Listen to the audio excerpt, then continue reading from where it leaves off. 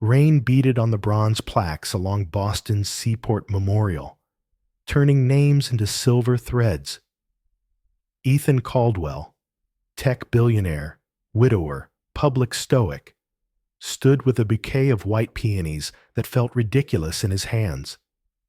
A year of grief had taught him how to show up, how to speak softly, how to leave before the cameras got bored.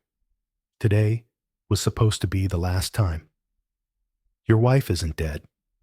The voice came from behind him, small, steady, cutting straight through the drizzle. Ethan turned. A black girl in an oversized thrift store hoodie stood just outside the circle of umbrellas. 10, maybe 11. Rain slicked her braids to her cheeks. Her eyes did not look away. "What did you say?" he asked, careful, as if the words might shatter on the pavement. "I saw her," the girl repeated. "Your wife's not dead." One of Ethan's handlers forced a polite laugh. "Mr. Caldwell, let's get you out of the rain." "Quiet," Ethan said, not taking his gaze off the girl. "Tell me." "She came out of the water by the docks," the girl said, stepping closer. "Night of the storm, bleeding, scared, they dragged her into a van." Ethan's jaw tightened. "Kid, my wife drowned off Cape Ann. The Coast Guard searched for weeks. She survived." The girl touched her own left forearm with a finger, tracing an invisible line. "Long scar here, and short, almost white hair. She kept yelling your name."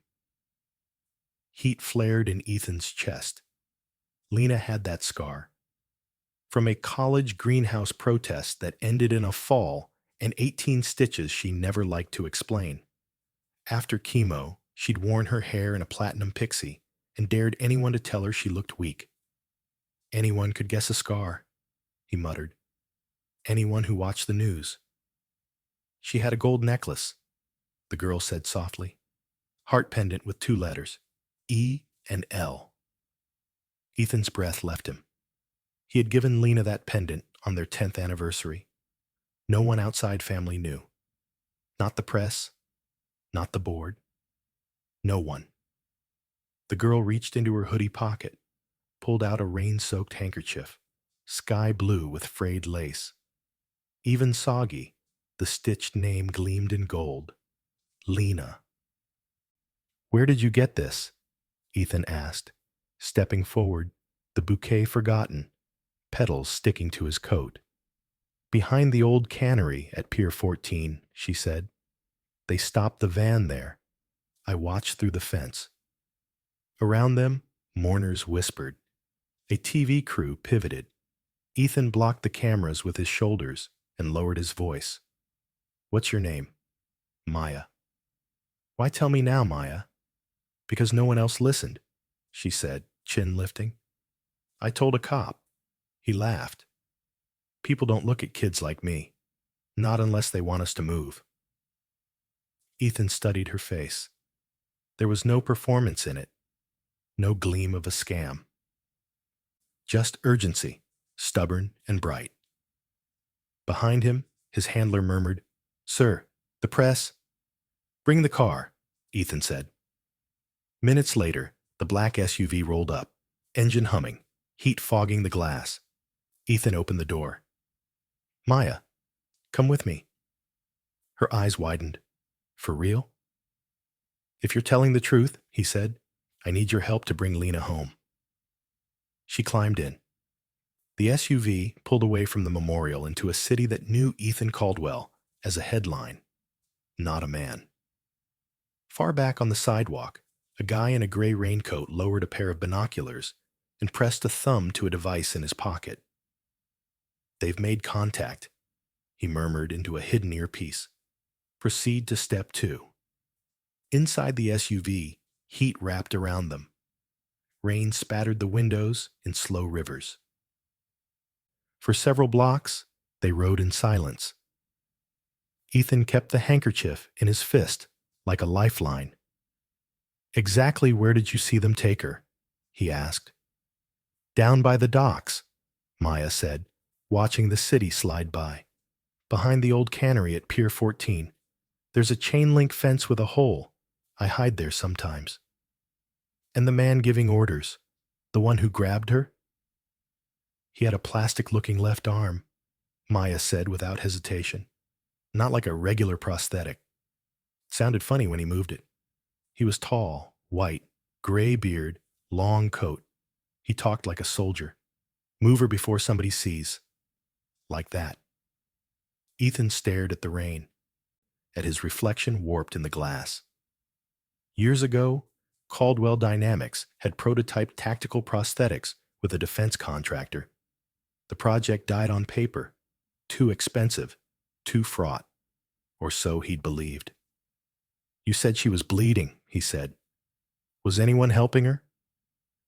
She was trying to help herself, Maya said, voice tight. She kept looking around like she knew someone would come. She saw me. I know she did. Ethan swallowed. His world, which had shrunk to neat routines and curated grief, suddenly tilted, full of edges again. Hope felt like stepping onto black ice. Do you have anywhere to go tonight? He asked.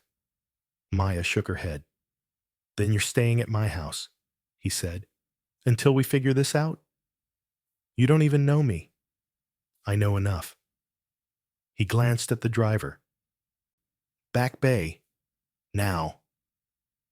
They passed under the Zakim, cut through streets Ethan hadn't driven himself in years. At the townhouse, iron gates opened onto a courtyard lit by soft LEDs. The house smelled like lemon oil and ocean air from the humidifiers Lena insisted on. A housekeeper opened the door, startled. Mr. Caldwell. Oh. She's with me, Ethan said. Please get her a dry sweatshirt and something hot to eat. Yes, sir. The woman's glance softened when she looked at Maya. Come on, honey. In the study, Ethan fed the gas fire, set the handkerchief to dry on the hearth, and stared at the stitched L like it might burn. Maya returned in a clean hoodie with sleeves too long and sat near the flames as if she didn't trust comfort to last. Dinner came on a tray. Grilled cheese with a crunchy edge, tomato soup in a white bowl, apple slices fanned like a deck of cards. Maya hesitated, then devoured half the sandwich in 3 bites. When was the last time you had a real meal? Ethan asked. She shrugged, embarrassed. Shelter food doesn't really count. What about school? Sometimes, she said. Depends which shelter and if the bus shows. Ethan leaned in, elbows on his knees. If what you saw helps me find Lena, I'll make sure you don't sleep under a pier again. I don't make promises I can't keep. Maya searched his face for a long second, then nodded. Okay, I'll tell you everything. She did. The van. The men in black jackets. The strange white arm. The way Lena's voice cracked when she said his name. The cannery that looked abandoned until you noticed the new padlocks. The small electronic box one of the men dropped and never picked up, still hidden by Maya under a loose board near the fence. Ethan listened, like a drowning man clinging to a rope. When she finished, he called a number he hadn't dialed in 12 months. Ray, it's me, he said when the gravelly voice answered. I need eyes on Pier 14, the cannery and 5 blocks around it. Anyone with medical gear, anyone who looks military, anyone with a prosthetic left arm. A beat. I thought you were done, Ray said. I was, Ethan said, looking at the blue handkerchief steaming by the fire. 10 minutes ago. He hung up and turned back to Maya. We start at first light. She hugged her sleeves. If they're still there, they'll see us. We'll be careful, he said, and we won't go alone. Thunder rolled faintly toward the harbor. Somewhere in the city, a signal tower blinked to life. In Ethan's study, the fire snapped. The stitched letters dried into clarity, and Hope, uninvited, unruly, sat down beside them. Outside on the far side of the street, a dark sedan idled without plates. A man in a gray raincoat watched the windows of Ethan Caldwell's home and made a note. Inside, Ethan took a breath that steadied his hands. "Tomorrow," he said, more to himself than to Maya. "Tomorrow, we pull the thread." Maya set the empty bowl on the tray and looked up, eyes bright and afraid and fierce. "I'll show you the hole in the fence," she said. "You'll see I wasn't lying." "I already do," Ethan said. The fire hissed. The house settled. The storm moved closer. And for the first time in a year, Ethan Caldwell let himself believe the story of his life might not be over. It might be about to begin again. Morning came gray and thin, the kind of Boston light that makes the harbor look like brushed steel. Ethan hadn't slept. He'd moved between his office and the kitchen like a ghost, mapping routes on his laptop and checking messages from Ray while the espresso machine hissed to life. Maya woke to the smell of bacon and the sight of a breakfast she seemed unsure she was allowed to touch. Scrambled eggs, buttery toast, sliced oranges, a glass of cold milk. "You sure this is for me?" she asked. "It's for both of us," Ethan said, pouring coffee into a travel mug. "Eat. We'll need your memory more than GPS." By 8, the SUV drifted through Fort Point's warehouses toward the water. Fog clung low, smeared with the diesel smell of delivery trucks and yesterday's rain. Maya rode in the back, chin barely above the window line, pointing as if retracing a secret map only she could see. "There," she said, tapping the glass. "Cut down that side street." They turned toward Pier 14, an address that barely existed on tourist maps. The old cannery crouched at the end of the block, corrugated metal, busted windows, a sun-faded sign that once promised New England Seafood Co. A gull screamed from the roofline. If you didn't know better, you'd think the place had been dead for decades. Ray materialized from the shadow of a loading bay, stocky, in a thrifted socks cap and a canvas jacket that didn't advertise anything. She clasped Ethan's hand once. "No lights inside last night," she murmured. "But there's fresh hardware on the locks and tire marks at the service door. 2 cameras with their guts ripped out. New holes, not old. That screams, someone's pretending to be abandoned." Ethan glanced back at the SUV. "Maya stays put," he said. Maya's mouth opened. "I can show you. You can show me from here," Ethan said gently. "Doors stay locked. If anyone comes close, you duck. Ray's team is 2 minutes away." Maya scowled, then nodded. "Fine. But you're looking for a gap in the fence behind the dumpsters. That's where I watched." They circled to the alley. The chain link was patched in places, but there, just like Maya said, was a ragged hole, edges sharp, where someone had snipped and folded. The service door's padlock was new stainless steel against old rust. Ray produced a tool that looked like a cross between a stethoscope and a key. The lock sighed. Inside, the air changed. Salt and rot layered with something sharp and sterile. Bleach. Metal. Ethan's skin prickled.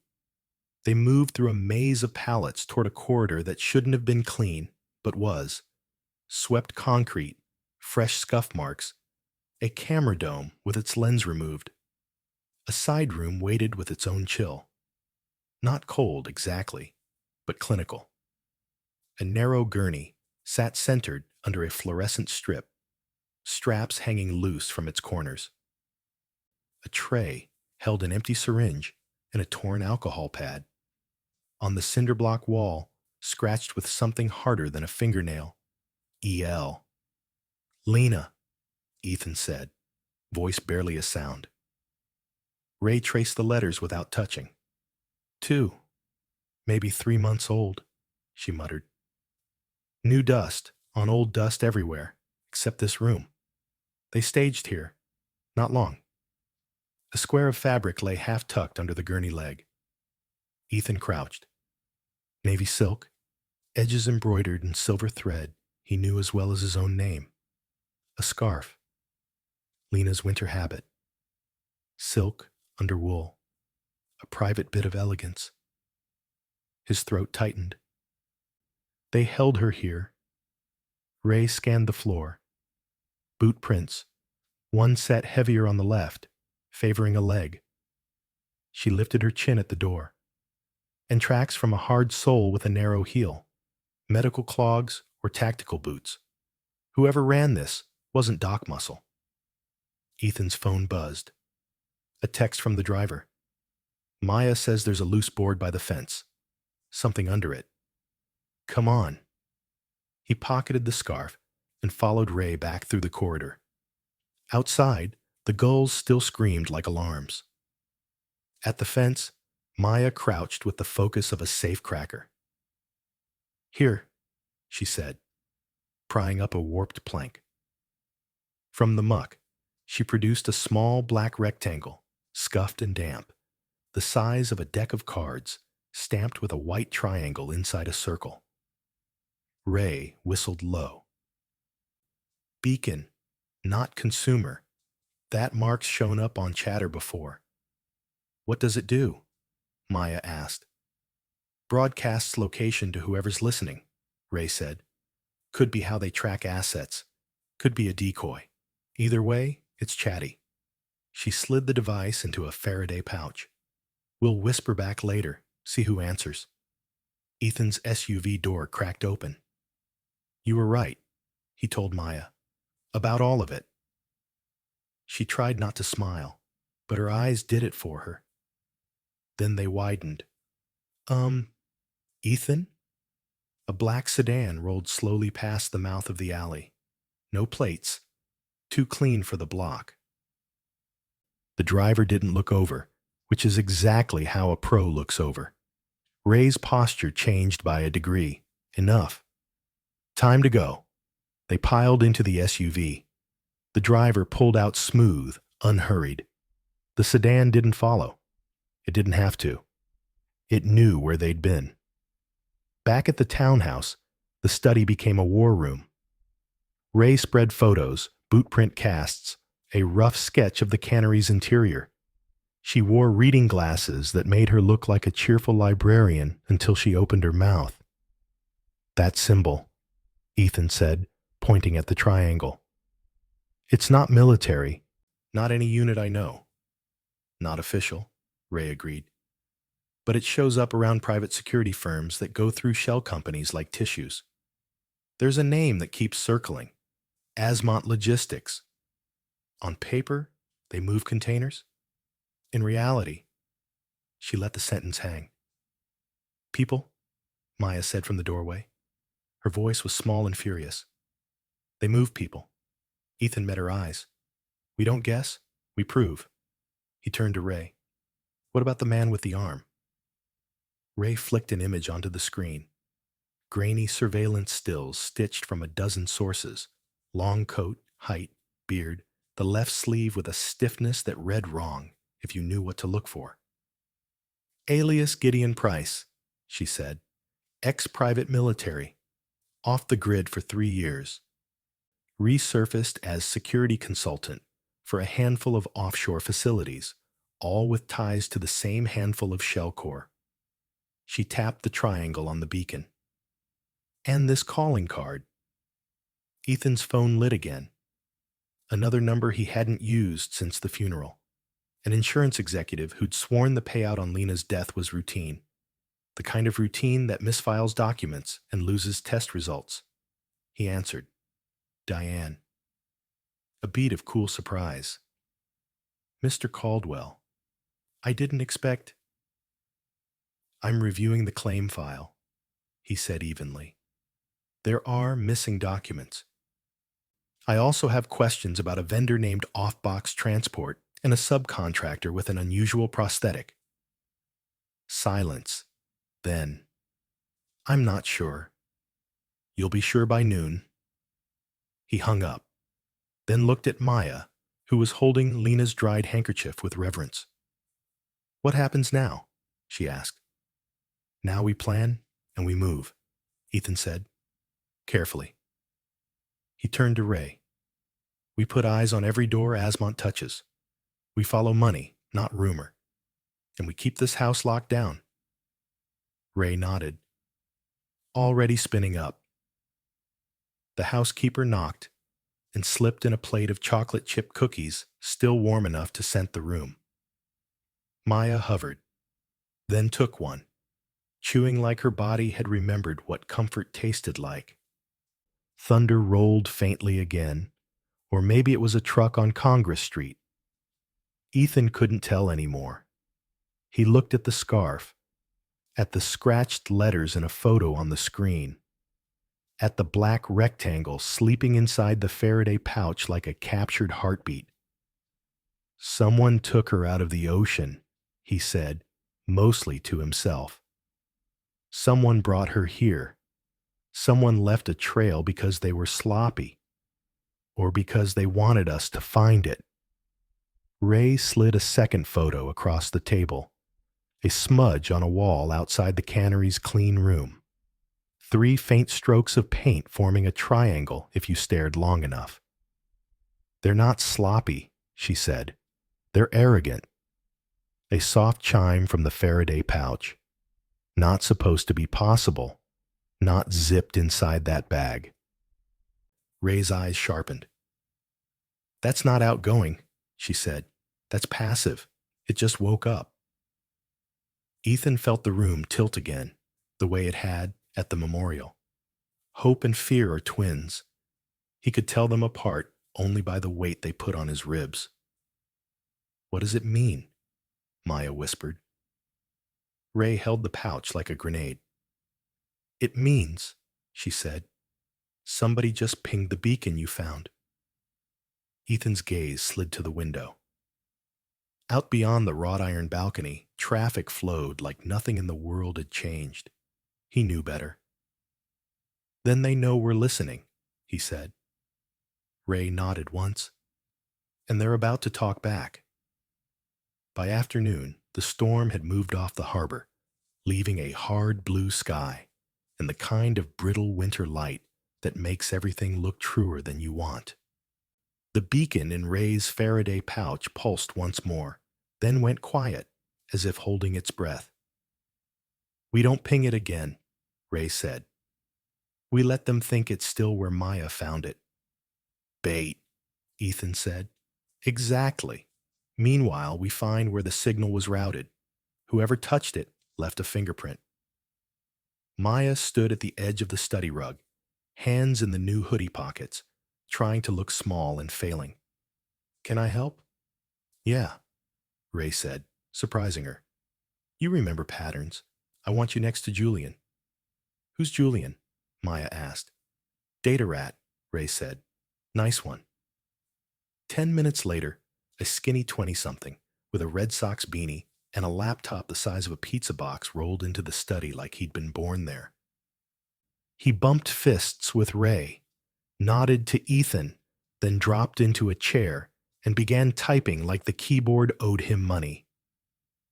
The beacon's a low-power L-band talker, he said, eyes on code. Somebody pinged it with a narrow query from a repeater near the fish pier, bounced into a leased fiber line, and then out through a server registered to, of course, Asmont Logistics, P.O. box in Delaware that doesn't exist. He split the screen. A map blossomed. Boston spider-webbed with cables, red threads shooting toward an address in Southie.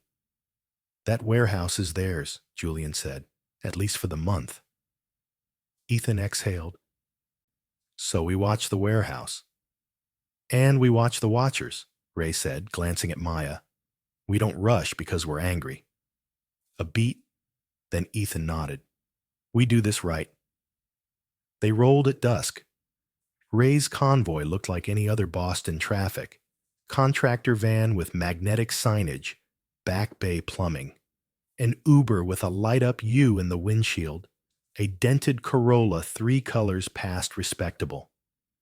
Ethan rode in the Uber with Julian up front and Maya tucked in back, masked under a knit cap and a cheap puffer borrowed from housekeeping. "You sure I should be here?" she asked. "I'm sure you shouldn't be alone," Ethan said. South Boston was all brick, chain link, and the smell of hot metal cooling.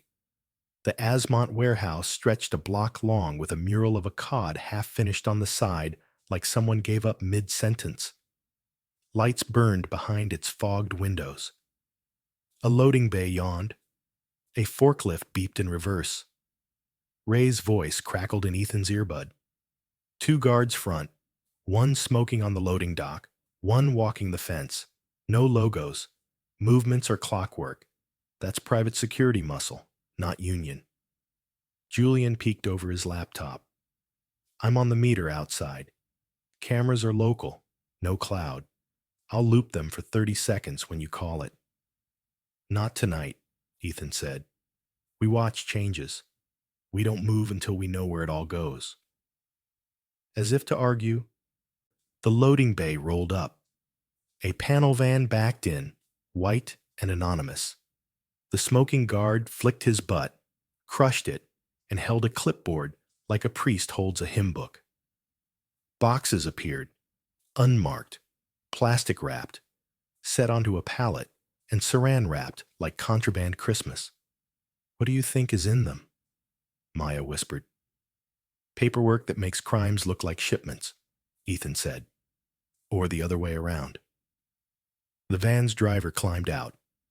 A tall man, salt and pepper beard, long coat. His left arm didn't swing, not quite. It rotated wrong, like a hinge installed by someone who'd never seen a shoulder before. Maya's breath fogged the glass. "That's him." Gideon Price signed, nodded, pointed at the pallet like he was ordering a pizza. He had a soldier's economy. No wasted motion, no display. The bay door rattled down. "Okay," Ray said softly. "We got you, Gideon." They waited. 20 minutes later, the door rolled up again. A different truck idled in the alley. Bigger, boxy, with a refrigeration unit humming on top. The pallet slid in. Clipboards changed hands. The driver checked mirrors like a man who knew mirrors could lie. Then the truck pulled into the street, blinked left, and headed toward the expressway. "Julian?" Ray asked. He was already typing. "Tracker on the truck's OBD. We're sticky." "You tag it?" Ethan asked. "Touchless," Julian said, smug. 2025 is friendly to thieves and friends. Ray parceled assignments like cards. Plumbing van stays on the truck, 2 cars back. Uber shadows at distance. Corolla floats and blocks if needed. If they turn into a yard, we don't know. We don't follow inside. We live to follow tomorrow. They moved. Southie's lights smeared on wet asphalt. The truck merged onto I-93 and took the tunnel. Ethan kept a lane between them and breathed in time with the white dashes. "Exiting to 1A, Julian said. "Logan side. That's cargo territory." The truck slid past the airport exits and didn't turn toward the terminals. Instead, it followed a frontage road toward a cluster of low buildings that looked like they'd been forgotten by both history and zoning. A gate arm lifted. No TSA, no insignia. Just a small sign. North Light Cold Storage. "Anyone got a permit that says that's real?" Ray asked. Julian shook his head, eyes lit by map glow. "Shell on a shell, but it resolves to an owner that also pays for bunk berths on 2 offshore platforms off the Gulf. Asmont keeps its laundry neat." The truck disappeared into the yard, gate arm down. A private world. "Not tonight," Ray repeated. more to herself than to anyone. We map, we sleep, we hit when we pull a thread that won't snap. Back at the townhouse, the war room smelled like coffee and printer ink. Maya traced the route on the map with a finger like she was memorizing a scar. Ethan watched her, a knot in his chest that had nothing to do with fear. "You don't have to keep doing this," he said quietly. She looked up. "And go where? Back under the pier?" She held his gaze. "I'm not scared of them seeing me anymore." Ethan nodded once. "Okay." Ray set her phone on the table. "Decision time?" she said. "We've got a warehouse, a cold storage, a face, and a symbol. We need one more thing before we kick a door." "Proof," Ethan said. "Something no one can spin." Julian raised a hand without looking away from his screen. "I think we just got it." He flicked a window to the big monitor, grainy but clear enough. Inside the warehouse, a security camera feed he'd pried open. A corridor, a small clinical room that could have been Pier 14's twin. In the corner, a metal cot. On the wall, fresh paint and, if you zoomed and tilted, 3 faint strokes in the shape of a triangle left by a lazy roller. A second feed popped. Another room, this one with a whiteboard covered in coded logistics. A necklace hung from a hook.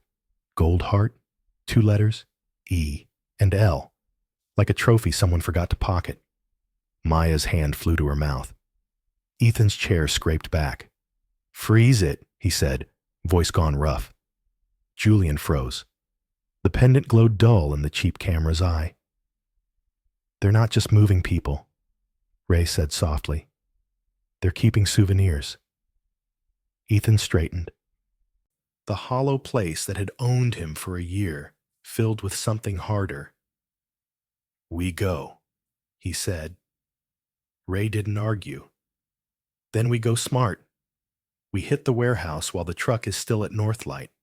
Before they can consolidate, we pull the cameras ourselves. We walk out with proof in both hands." "And if Gideon is inside?" Julian asked. Ethan looked at Lena's scarf on the table, and then at Maya, whose eyes were burning. "Then," he said, "I ask him where my wife is."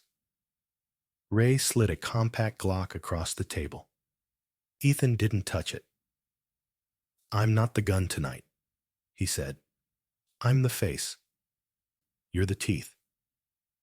"Copy that," Ray said, a half smile that didn't reach her eyes. They moved. Again the city opened for them and then tried to swallow them whole. Southie at midnight looked like Southie at noon, just with fewer witnesses. At the alley mouth they paused. Julian looped the cameras for 30 seconds because that's what 30 seconds was for. Getting in, not out. Ray took point. Ethan was 2 steps behind, breath fogging the air, the metal taste of adrenaline, familiar and unwelcome. Inside, disinfectant rode over the smell of old fish. The clinical room waited, lit by a single humming strip. The cot was bare. The tray was clean. On the wall, paint still tacky if you pressed a knuckle to it.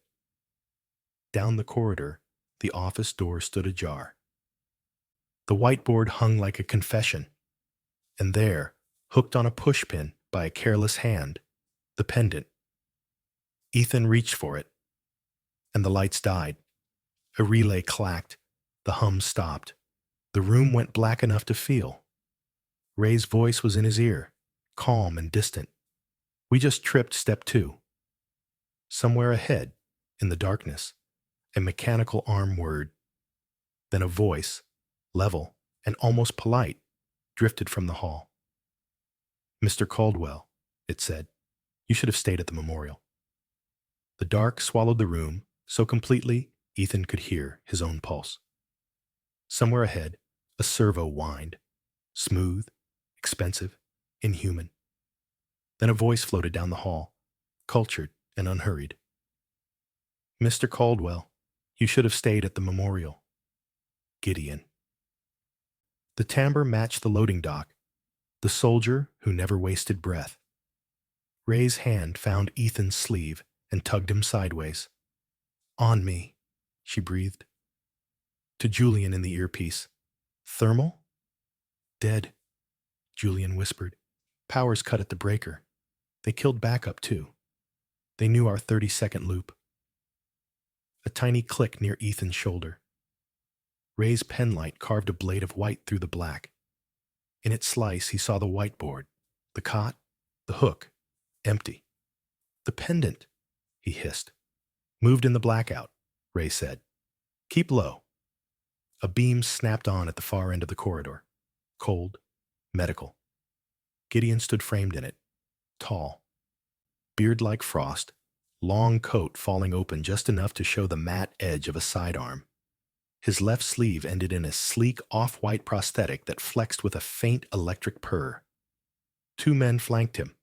Security, unbranded, steady. You came all this way, Gideon said, voice reasonable. Let's not ruin your shoes. Ethan stepped out before Ray could stop him. Where is she? Gideon's eyes softened with something like pity. Grief makes smart men theatrical. He lifted the prosthetic, palm open, a demonstration, not a threat. You're asking the wrong question. What's the right one? Ethan asked. Why someone like me would keep you alive if your wife were not? A small, cool smile. Because leverage breathes. Ray's penlight died. The room plunged again. A door banged somewhere behind them, metal on metal. Julian's voice cut in, tense. Truck just left Northlight, fast. If evidence is moving, it's now. Ray's palm pressed into Ethan's back. Time's up. The hallway erupted. Strobing flashlight cones, the bark of a command, the slap of boots. Ray shoved Ethan through the office door, shouldered a filing cabinet, and dropped it to jam the frame. Something heavy hit the other side hard enough to rattle screws. Window! Ray snapped. Ethan felt along the wall, palms on drywall, until his fingers met cold glass. A small square. Old. Painted shut. Ray smashed it with the heel of her glove and raked shards with her sleeve. Outside, the alley gaped. A narrow drop to damp concrete and a row of reeking bins. Go, she ordered. Ethan swung out, grabbed rusted rungs, and hit the ground bad but upright. Ray dropped after him like gravity owed her a favor. Above, the door shrieked. A shoulder drove into the cabinet again. It slid an inch. They ran. The alley spat them into the street. The Uber peeled from the curb as if by instinct. Julian yanked the rear door open, and Maya, impossibly there, reached with wiry strength and hauled Ethan inside. You weren't supposed to be, Ethan started. Ray told me to be invisible, Maya said, breathless. Not gone. Ray dove in. The door slammed. The driver punched it. The car surged. Gunfire stitched the air behind them. 2 disciplined pops. No chaos. A side mirror starred. Maya flinched, swallowed, and kept her head down like she'd practiced it. Northlight? Ray asked. Trucks on the move southbound, Julian said, eyes on the laptop map. They're aiming for 93. Then we're splitting, Ray said. Plumbing van stays on the truck. We go home to pull teeth from what we grabbed. What did we grab? Ethan asked. Ray opened her fist. Nestled in her palm lay a tiny oval of gold on a broken chain. The heart pendant, E and L, dented but unmistakable. A tack of blood darkened the clasp. Ethan's throat closed. He touched the metal with his thumb, as if it could be warm. She was there. Maybe minutes ago, Ray said. They staged us. Let us find exactly what would hook you deepest. So it's a trap, Maya said. It's also proof, Ray said. Both can be true. They cut through downtown's glitter and up into Back Bay, where brownstones wore their gas lamps like pearls. Inside the townhouse, the study became a field hospital for facts. Ray dumped a backpack onto the table, a thumb drive she'd ripped from a wall camera hub, a folder of manifest copies she'd palmed off the office desk, 3 photos from her dead pen light that had somehow survived the blackout. Julian's hands flew. Camera hub's proprietary, but the files are local. If they didn't fry the drive, I can recover frames. Static, then ghosts, then clarity. A frame of the clinical room lit bright. A woman's bare feet on the cot edge. The hard line of a short platinum cut. A left forearm with a pale ladder of scar. The timestamp was 15 minutes before the blackout. Maya's breath hitched. Lena! Ethan didn't realize his knees had hit the chair until the wood creaked. He pressed his fist to his mouth, choking on air. The image was low res, grainy, but it was her shape, her stubborn spine, her scar, alive, breathing. Ray's phone buzzed. Plumbing van, she said, answering. Talk. A voice, low and steady. Truck turned off 93 near Quincy. Cut to a service road under the bridge. We lost angle when it slipped through a roll-up into a yard marked Saleco Refrigeration. Could be Northlight's cousin. No shot to follow inside without burning. Hold perimeter, Ray said. Do not freelance. She hung up and looked at Ethan. They're moving her like cargo between shells. If we chase the truck, we play their game.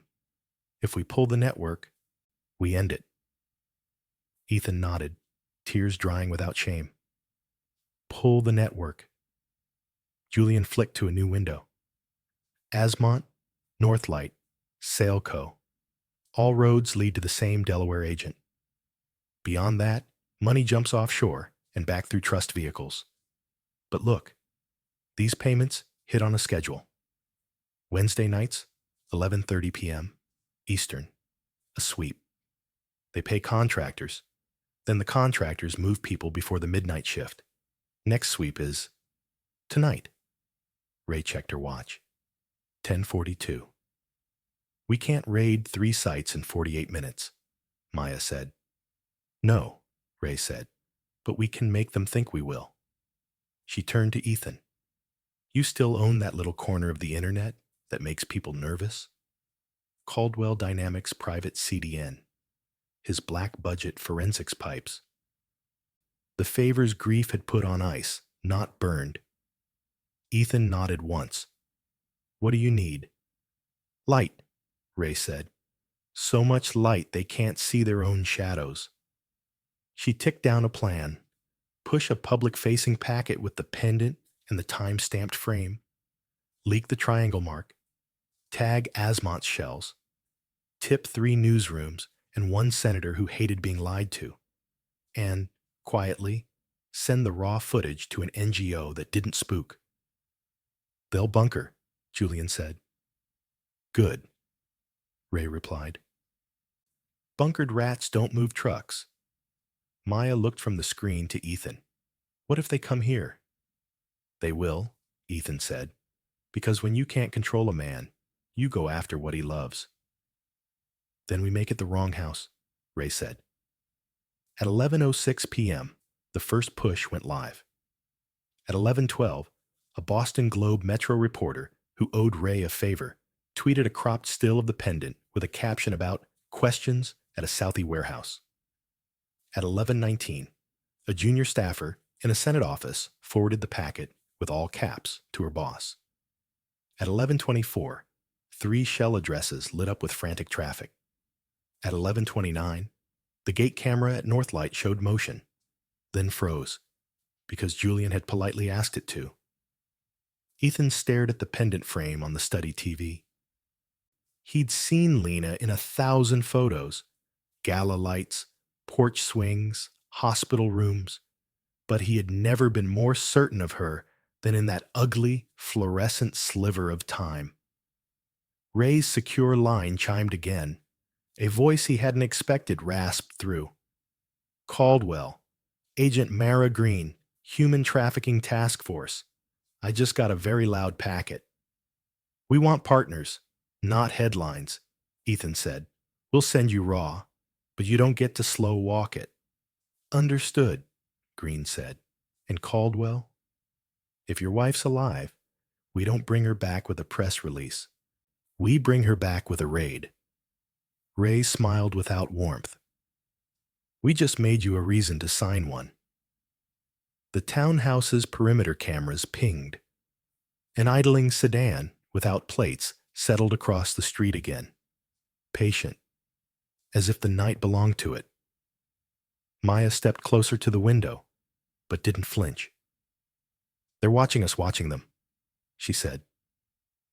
Ethan's phone vibrated with a new alert from Julian. He glanced down. A blue dot blinked on the map, the beacon Maya had found. It moved, Julian said, voice thin with adrenaline. Not at the fish pier, not at the warehouse. It's pinging from the river road south. Ray's head snapped up. On what? On us, Julian whispered. It's riding in something that just turned onto our block. Ethan looked from the window to the pendant, to Maya, to the door. We're not the only ones hunting tonight, he said. From the street came the soft click of a car door opening, and another, and another. The first car door clicked like a metronome for dread, then a second, a third. Through the lace of the window, shears, Maya saw shapes stepping out. Dark coats, ball caps, the easy posture of men who planned to be in and out before anyone finished brushing their teeth. Ray's tone went flat. Positions, no heroics. Maya, closet now. Maya didn't move. If they're here for me, they'll find me anyway. Ethan squeezed her shoulder. You stay where Ray tells you. We protect you. Full stop. Downstairs, the townhouse's quiet intelligence woke up. Perimeter lights blinked to a calmer, colder temperature. A low hum rose from the hall console as the jammer spooled, turning phone signals to mud. In the kitchen, the induction range cut power, no accidental fires, no distractions. The house had been built for board dinners and fundraisers. Lena had quietly insisted it also be built for bad nights. A soft knock, not a fist. Polite. Mr. Caldwell? A voice called through the door, neighborly. Package for next door. They said you'd... Ray pointed at the ceiling speaker, looping doorbell audio. Then, to the intercom, she played a recording in Ethan's voice. Leave it with the concierge. Thanks. Silence. Then the neighborly voice dropped its mask. Thermal shows 4, the man said to someone behind him. They're home. Ray mouthed, 4, and held up 3 fingers. Ethan shook his head. No, 4 including driver. She nodded. The front deadbolt didn't turn. It sighed when a magnetic strip met a tool it liked too much. The door eased open. The first man stepped through and met nothing. No shouting, no rush. He padded onto the runner, eyes adjusting, shoulders tight. The second followed, then a third. The fourth stayed in the vestibule like a shadow with a radio. Living room, the first whispered. In the living room, the tall lamps glowed warmly on empty chairs. A speaker tucked under the mantel played a track of soft clinked ice and laughter, like a cocktail party happening just around a corner that didn't exist. The men moved toward the sound by instinct. Ray tapped the tablet. The floor lamp beside the lead man detonated with a crack. Not a bomb, a compressed CO2 burst that sent a cloud of glittering aluminum chaff into the air. He flinched, cursed, and swung his pistol at a ghost. The chaff confused his optics. A pressure pad in the rug felt the weight shift and kicked a curtain motor. Fabric dropped across the doorway like a theater cue, shielding the hall where Ethan and Maya crouched. Back! The third man hissed. Too late. A drone no bigger than a dinner plate slid from beneath the sofa and snapped a flashbang across the floor. White. Sound. Falter. Ray was there, quick as breath, baton to wrist, heel to knee. The lead man dropped. His weapon skittered under a chair. The second fired on instinct. The round cracked a picture frame. Lena, at a charity gala. Frozen smile spidered with glass. Ethan's pulse kicked. The third man dove for cover and met Julian instead, who swung a fire extinguisher like he'd been waiting his whole life to do something exactly this stupid and useful. "Kitchen!" Ray barked, grabbing the fallen pistol and dragging Ethan and Maya toward the back stairs. "We don't win the foyer." They ran. In the mudroom, Ray slapped a panel. A steel door slid from the wall, sealing the back staircase like a bank vault. The fourth man's voice came through the vestibule, calm and annoyed. "Tighten up. We're not here to redecorate." Maya's breath fogged in the cold of the back hall. "Why are they—" "Pressure," Ray said. "They rattle us while the truck moves." "Agent Green's 5 minutes out," Julian said, staring at his watch like he could speed time with a glare. "Patrol cars 2, unmarked 1. 5 is an hour in a night like this," Ray muttered. "Okay, plan B." "Plan B?" Ethan asked. "Make them think plan A worked." Ray handed Maya a small, dull black device the size of a candy bar. "Fake beacon. When I say, you toss this into their car from the back window. It will tell them exactly what they want to hear." "What do they want to hear?" Maya asked. "That they flushed you," Ray said, "and that you ran." Maya's eyes flashed. "So we become the wrong house."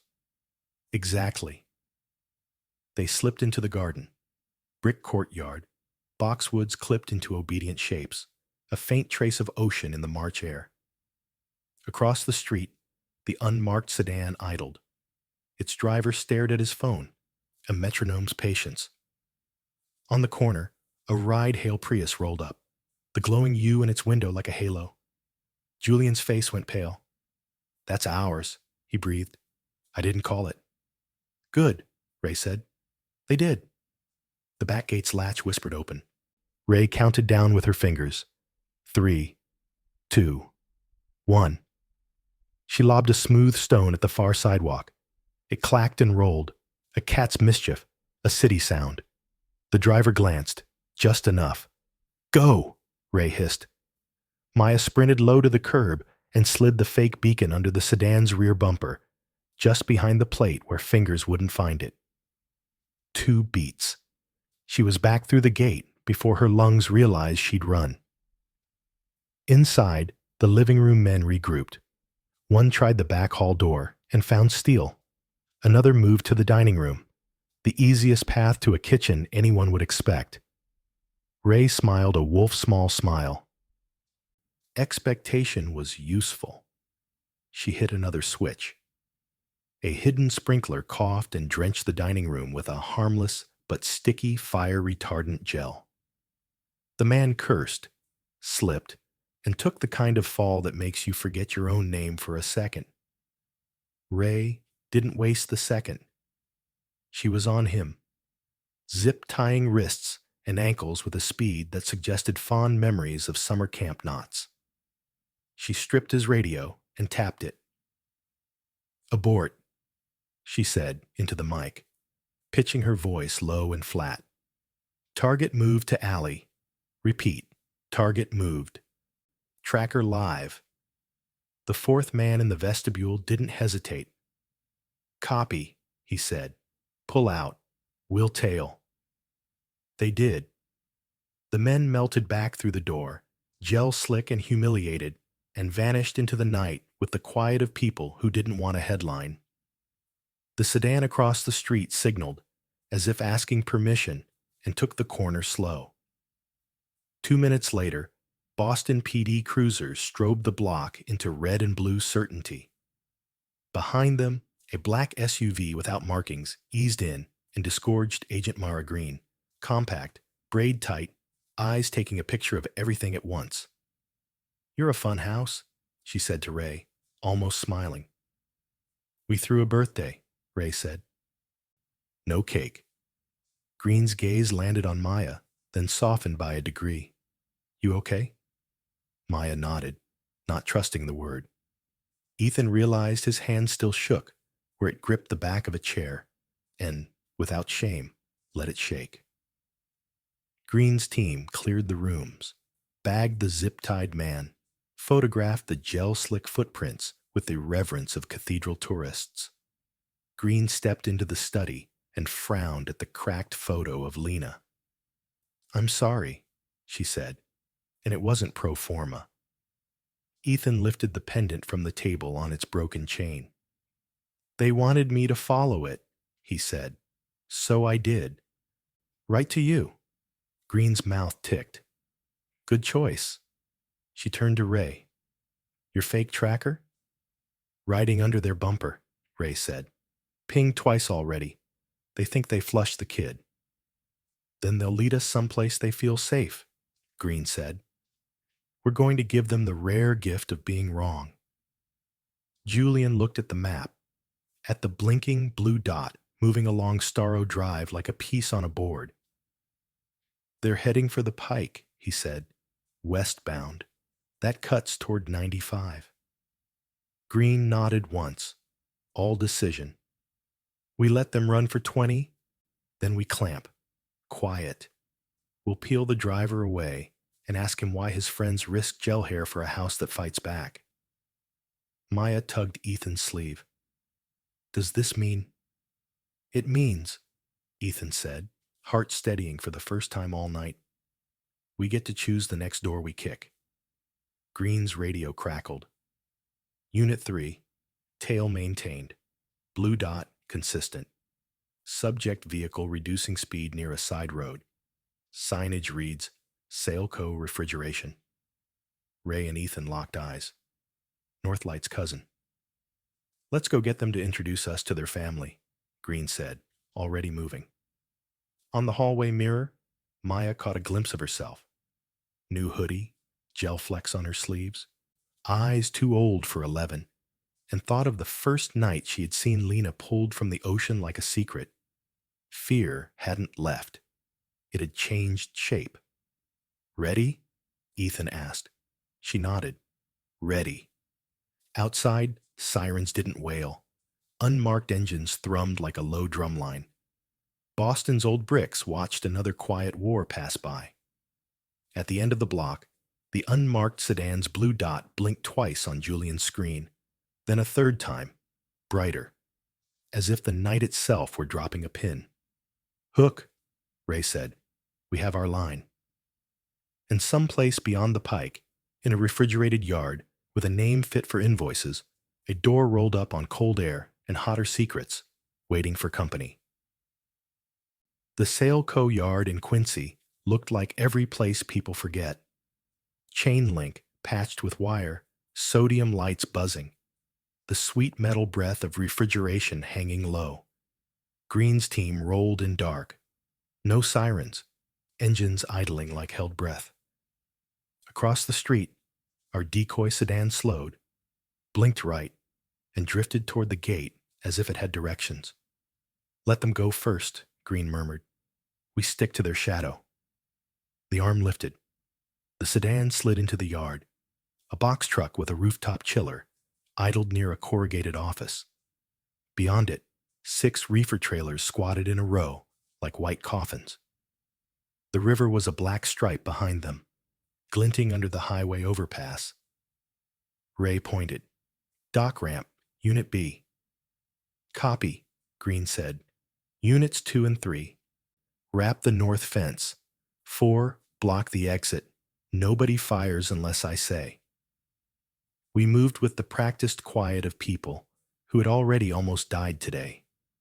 Julian peeled toward the office, a backpack slung like a college kid's bad decisions. I stayed glued to Ray, Maya between us, her knit cap pulled low and eyes wide. Not with fear anymore, but with purpose. The decoy sedan rolled to a stop beside the box truck. Two men stepped out, driver and passenger. The driver lit a cigarette like he'd earned it. The passenger scanned the yard with a little handheld that chirped when it passed the bumper. He grinned and held up the device. Tracker. Green's team flowed out of darkness. Federal agents, she called, voice even as a level. Hands where I can see them. The cigarette fell. The passenger ran. Ray was faster. She cut him off at the corner of a trailer, shoulder to sternum, baton under the wrist. He hit the ground, cursing. Two agents swallowed the driver before he remembered the word lawyer. Talk, Green said to the driver without looking mean. Now would be a good first impression. He tried the swagger. Lady, I move fish. Green's eyes flicked to the chiller. Open it. He didn't. An agent did. Cold rolled out in a fog. Inside, metal shelving, plastic bins, a gurney with clean straps, a red biohazard box, IV bags in neat rows, no cod. Which trailer moves next? Green asked. His mouth was stubborn. His foot wasn't. It kept tapping, a metronome to his nerves. Ray followed the rhythm to a clipboard wedged behind the wheel well, tugged it free, and held it up. Waybills, all euphemisms, medical parts, assorted lab, perishables. One had a scribble Ethan didn't need Ray to read aloud. BL.C, So 030.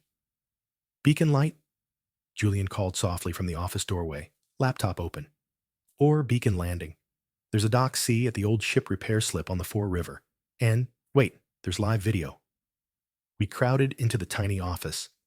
Stale coffee and pine sol. Julian's screen showed a gray tunnel under the yard. Concrete walls, graded drains, a slope down to a steel door half submerged on the riverside. A white van nosed into frame, hospital green glow leaking from its rear windows. The time stamp in the corner read 0.12. A woman's silhouette shifted inside.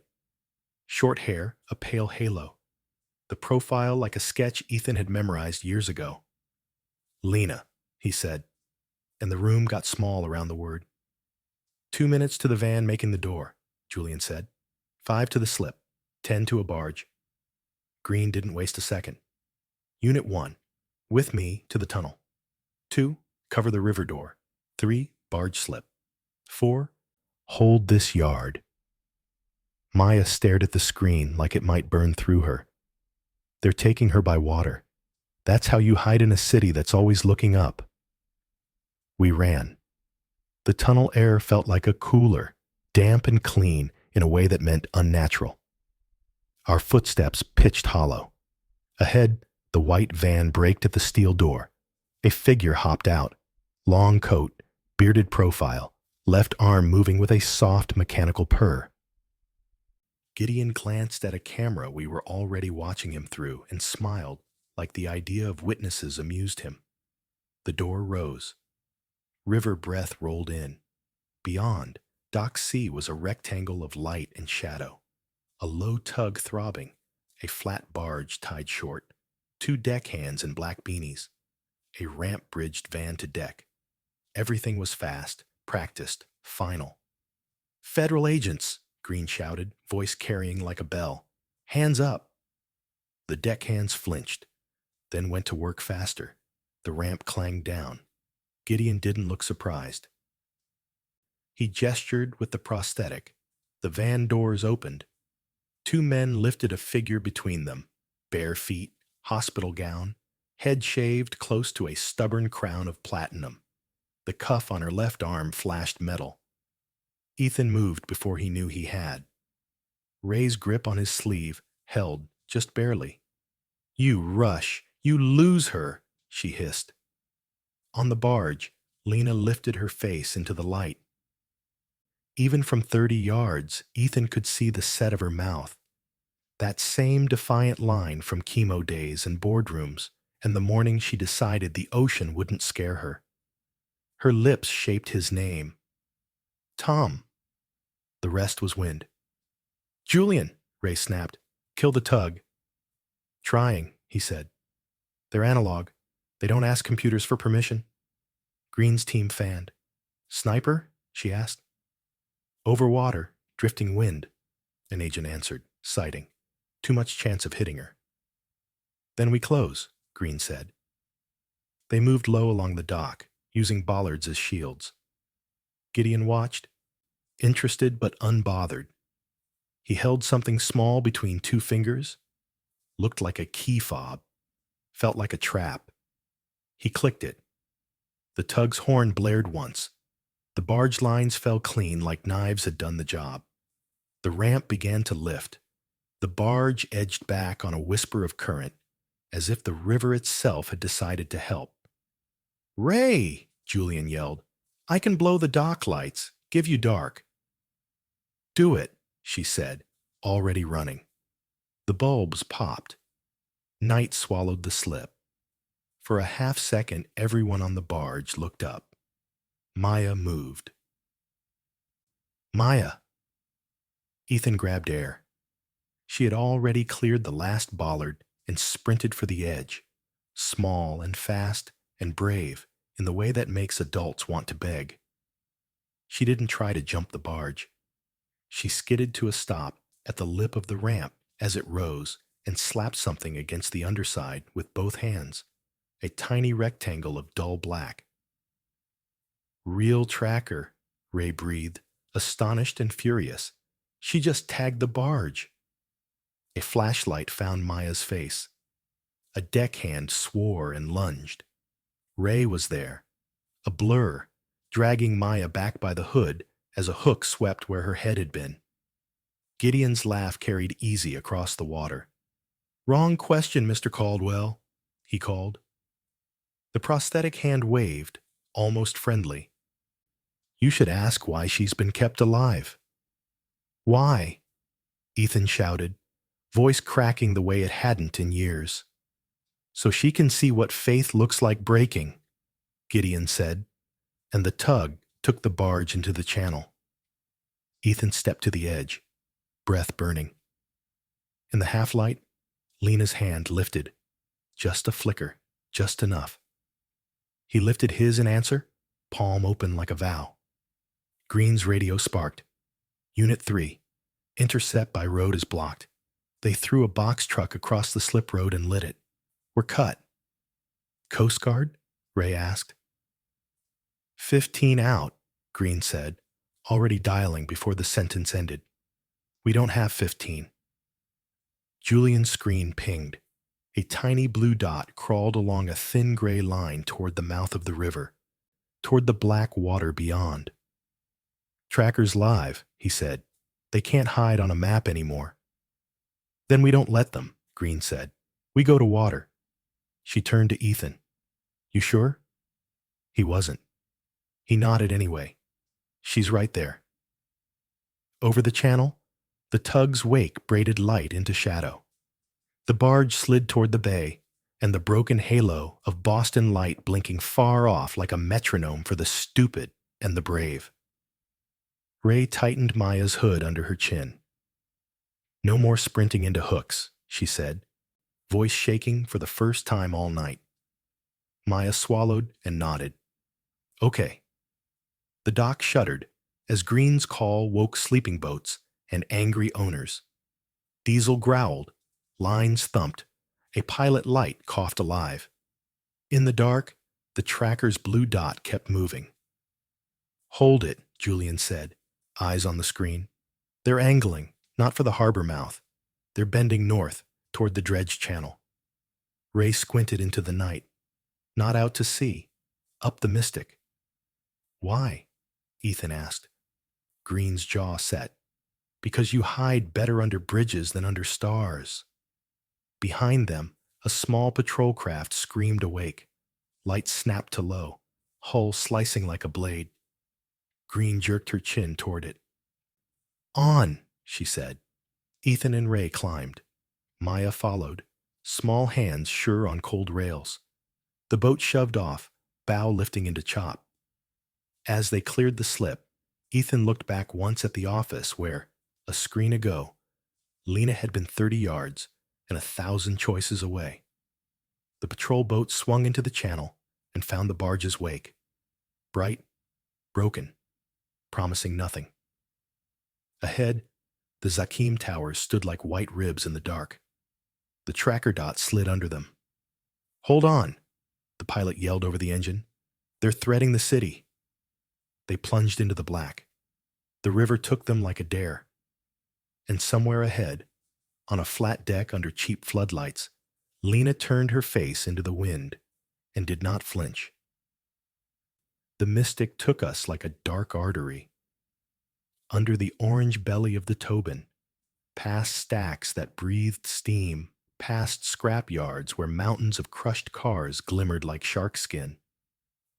The tracker pulsed steady on Julian's screen, a blue moat sliding upriver. Ahead, the tug and barge were a smudge of floodlight and diesel haze.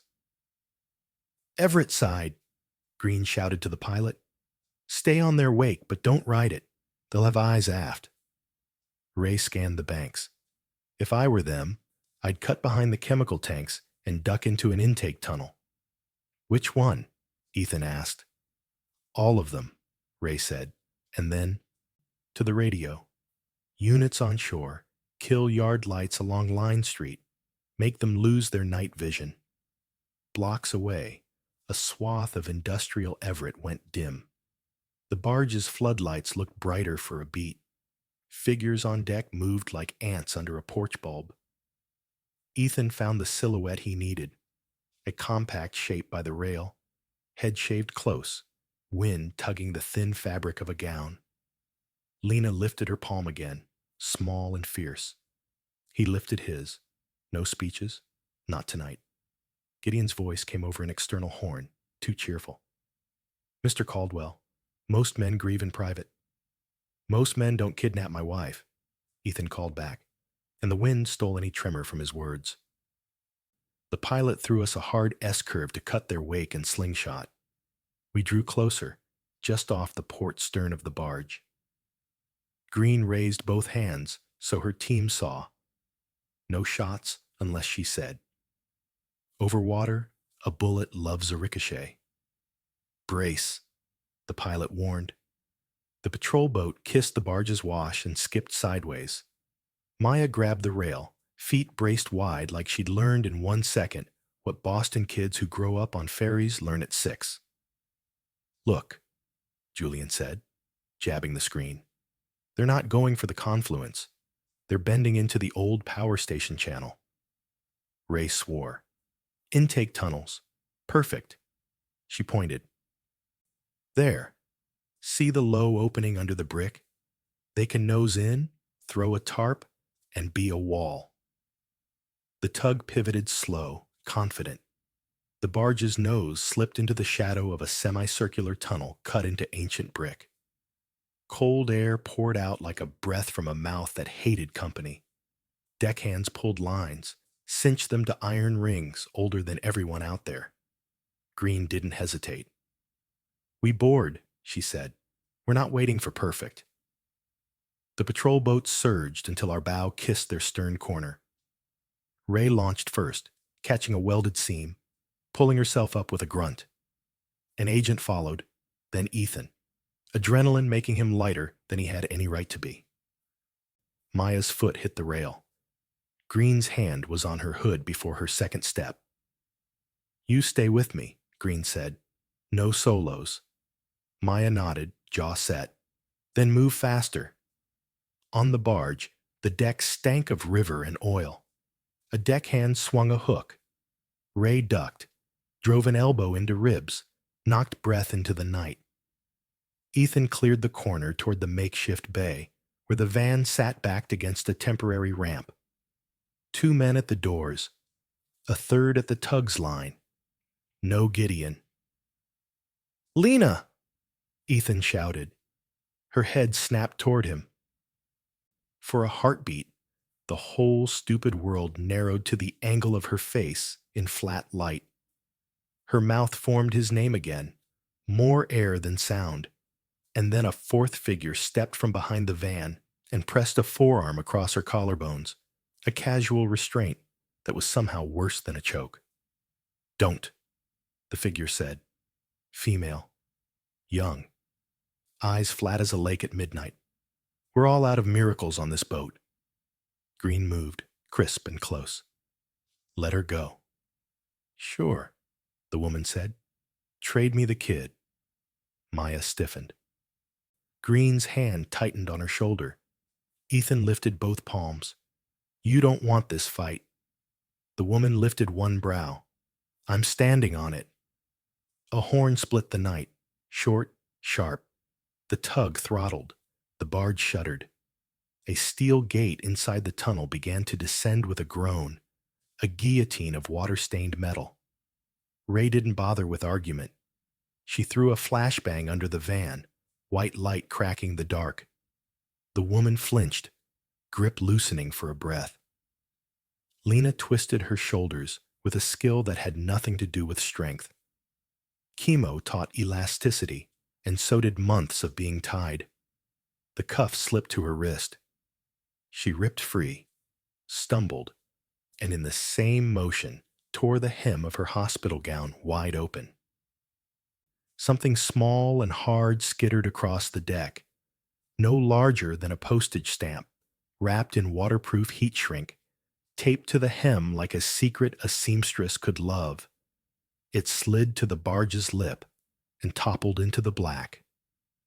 Maya moved before anyone else saw it. She was already on her belly, arm over the edge, fingers blind in cold water. "I got it," she gasped, coming up dripping, eyes shocked wide at the ice burn.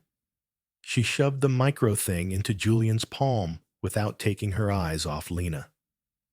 "Don't lose it." "Not my best quality," Julian muttered, already sealing it in a bag. The woman recovered and reached again for Lena. Ray stepped between, baton up. The deckhand with the tug line lunged. An agent checked him into the rail hard enough to rattle teeth. The steel gate was halfway down now, grinding inches toward final. Gideon's voice floated again, not from the deck, but the tunnel. Reverb off brick. "Leave what you think you've won, and maybe you keep what matters." "Every time you talk," Ray shouted back, "you tell me how scared you are." "Scared men use guns," Gideon said, almost pleasantly. "I use doors." The gate slammed. The tug's wake sucked the barge deeper into the tunnel's mouth. For a heartbeat, it seemed inevitable that the barge would vanish into brick and black and be legend. Green's pilot hit full thrust and jammed our patrol boat's nose against the barge's flank, pushing sideways with a scream of fiberglass and paint. The barge hesitated, jerked, lost a foot. Agents grabbed lines and threw them to bollards. Metal sang. The barge stopped moving. Barely. Angrily. "Hold!" Green yelled, tendons in her neck standing out. "We've got you," she said, and Ethan didn't know if she meant the steel, or Lena, or all of them. In the stutter of motion, Lena slipped her hand into Ethan's for an impossible second. Bone and warmth, and everything grief had told him to forget. "Tom," she rasped, voice shredded by weeks of bad air. "Don't be a headline. Finish it." "I will," he said. The promise landed like a nail. A concussion thumped from inside the tunnel. Dust fountained from mortar joints. The tug revved. The barge lurched. Lines screamed and held. The young woman made her choice. She dove backward into the tunnel shadow and was gone. A ghost who could still bleed. Green's team swarmed. In 30 seconds, that felt like a war. They had the van pried for evidence, the deckhands cuffed, the barge secured. An agent threw a thermal blanket around Lena's shoulders. She shivered once and stilled, that old stubborn line still on her mouth. Maya stood a few feet away, dripping river onto steel, eyes locked on Lena's like she was afraid blinking would reset the world. Lena looked back, equal parts question and thanks. You, she said softly. You didn't look away. Maya's throat bobbed. I never do anymore. Paramedics hustled down the dock ramp that Green's people had bullied back into place. The world flooded with protocols, oxygen, vitals, photographs, evidence bags. And for a moment, Ethan let the noise carry him. He touched Lena's hair, soft as he remembered, shorter than he wanted, and laughed, a raw sound that embarrassed no one. Julian tapped Ray's arm. The thing she tossed? It's not a tracker. It's storage. Tiny, encrypted, and there's a text file you can read without a key. He squinted at his screen, lips moving. Schedule, codes, next transfers. There's a line marked priority with a time, so set uramar, and a location string that resolves to Arcline Medical Campus, Newton Annex.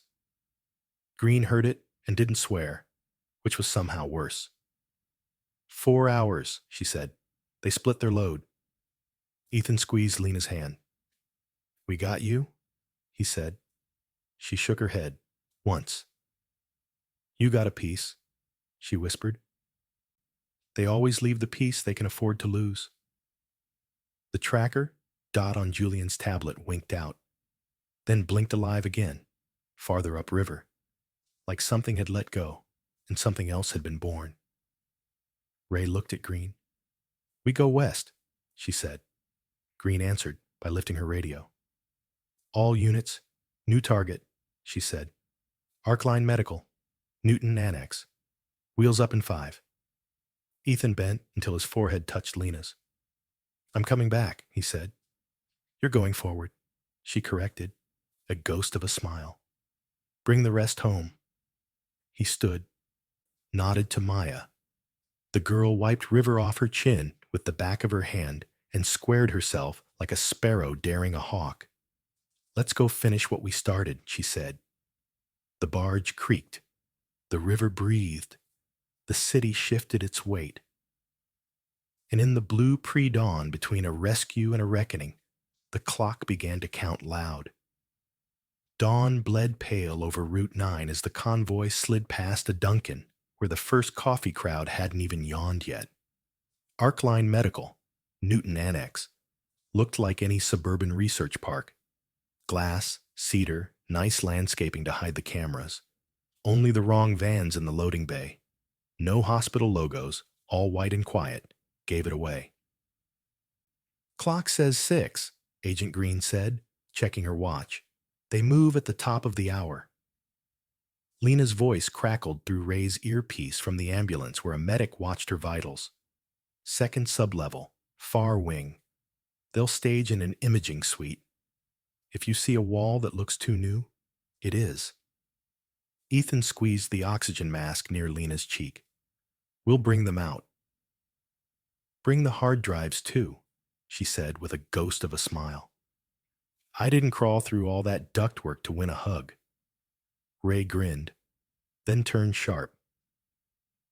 We go in 3 prongs, she told Green and the team. Front desk with warrants, loading bay quiet, and the fire stairs no one believes in.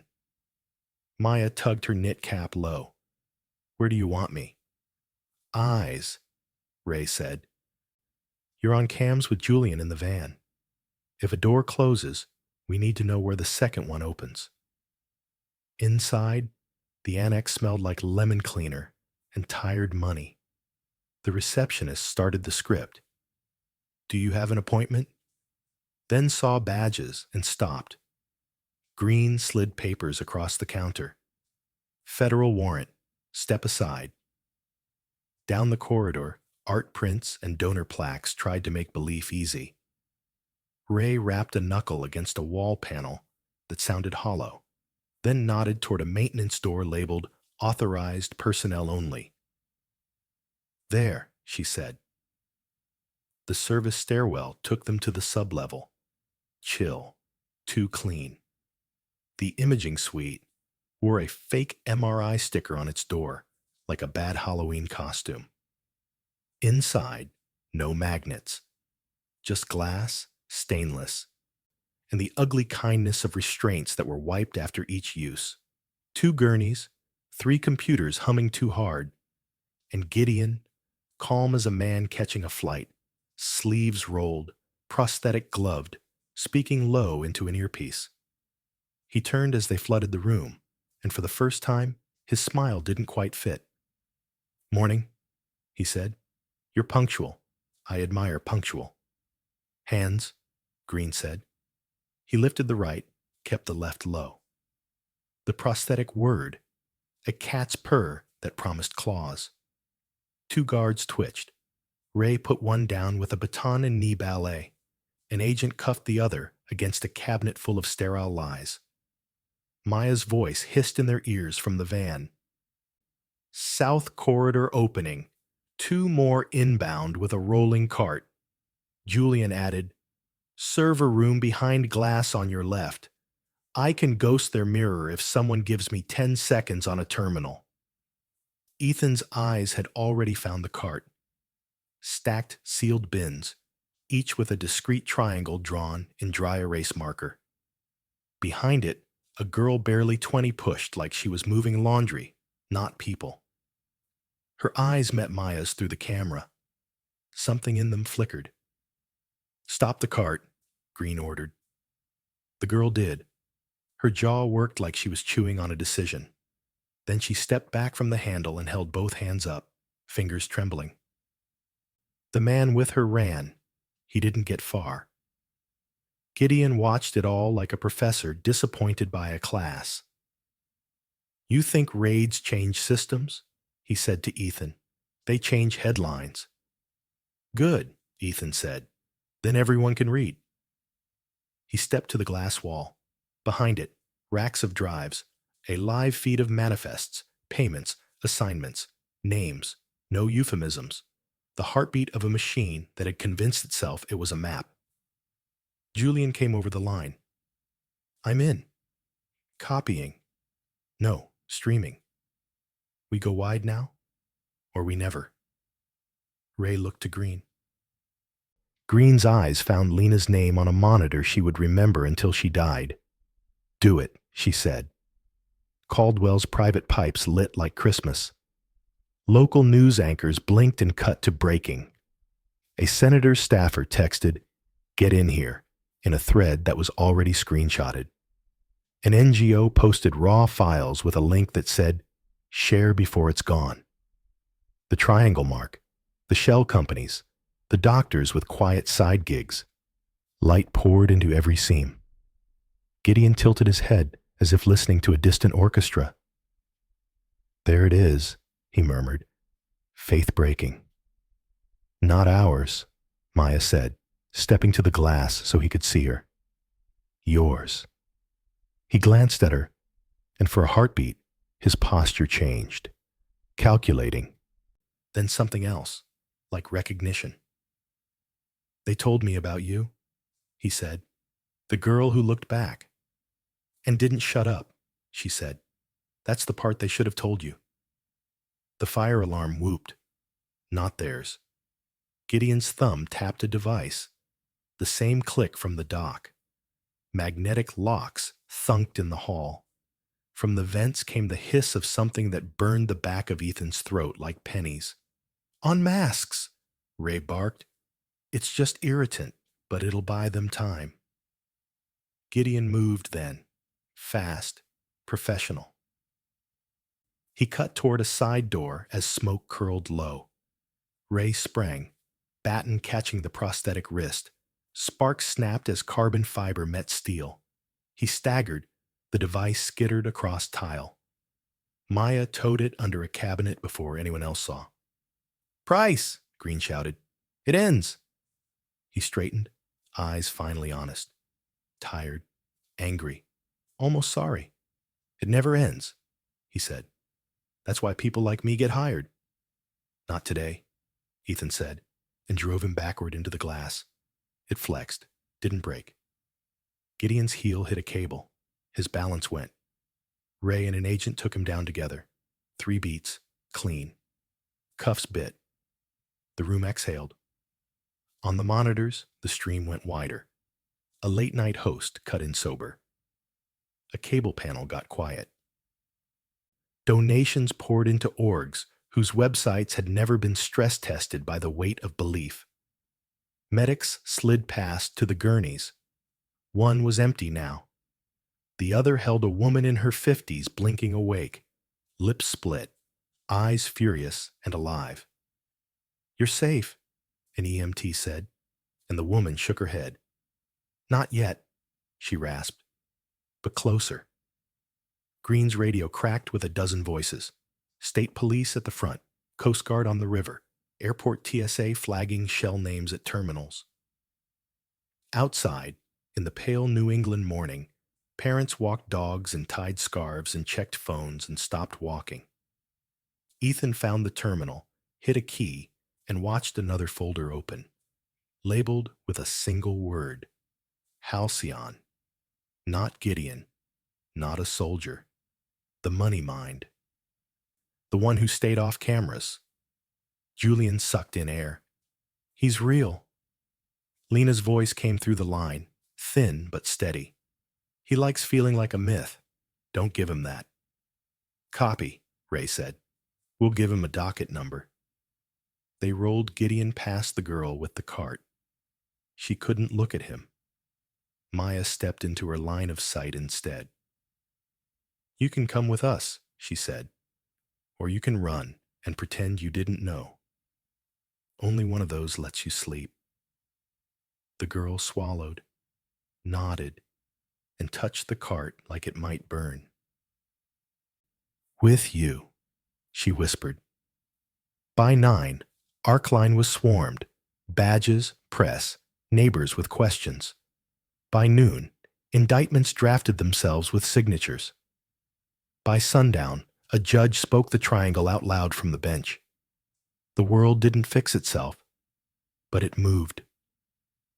In a quiet room back at the townhouse, Lena sat by the window in Ethan's old Harvard hoodie, hair still too short for clips, eyes on the street like she'd forgotten how to look away.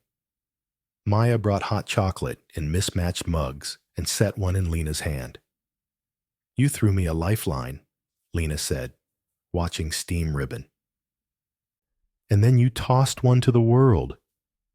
Maya shrugged, bashful for the first time in days. "I just didn't want to be invisible anymore."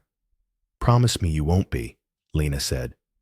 "Can't," Maya answered, a smile bright and small. "I already broke it." Ray and Green stood at the mantel, debrief folders open but unread for a minute. "Halcyon will run," Green said. "He'll shed skin and find new money." Ray nodded. "Then we keep lights ready." Ethan slipped the repaired heart pendant over Lena's neck. The dent caught the afternoon sun and threw a tiny crescent on the wall. He traced it with a finger like he could hold the light in place. "Headlines fade," he said. "We build something that doesn't." They did. Within weeks, the Caldwell Fund quietly bankrolled shelters and legal teams, posted grants for watchdogs and reporters, underwrote a task force Green swore would outlive its press release. Lena went back to the docks in a wool beanie and spoke with harbor cops about eyes on water. Ray taught a Saturday class for kids who'd learned to be invisible. Maya sat in the front row and didn't take notes because the notes were her. One evening, a plain envelope arrived. No return address. Massachusetts stamp crooked. Inside was a single photograph. A ship radar screen in grayscale, a triangle scribbled in the corner by a steady hand, and 3 words typed on an old ribbon: "See you outside." Ethan read it, showed Ray, handed it to Green, then slid it into a clear sleeve. No panic, no boast. Just a reminder and a reason. On the Seaport Memorial, in the thin spring sun, the bronze plaques dried bright instead of wet. Maya traced a seam in the metal with a finger and looked out at the harbor, at the ferries and the tankers and the tiny boats that held people rather than cargo. "We're not done," she said. "We're not supposed to be," Lena replied, tucking the pendant into her hoodie and linking her arm through Maya's. "We're just not silent." Ethan stood with them, the wind off the water clean and cold. He imagined the city as a body, arteries lit, hidden rooms mapped, old scars named, and felt something like peace that wasn't the absence of fear, just the presence of work. "Home?" he asked. "Yeah," Maya said, "but let's take the long way. I want to see the river."